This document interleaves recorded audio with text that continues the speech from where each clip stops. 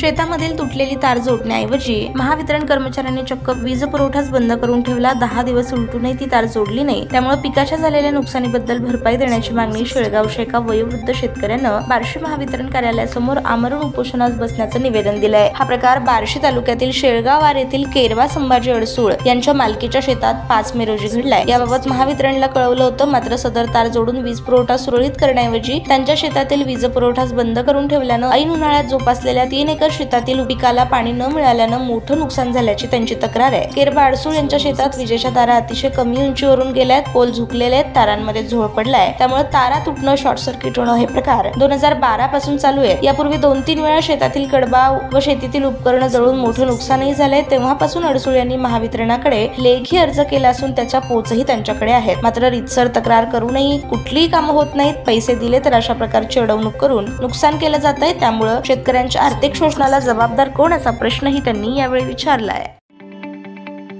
ताज्या बातम्या पाहण्यासाठी प्राईम महाराष्ट्र न्यूज चॅनलला सबस्क्राईब करा।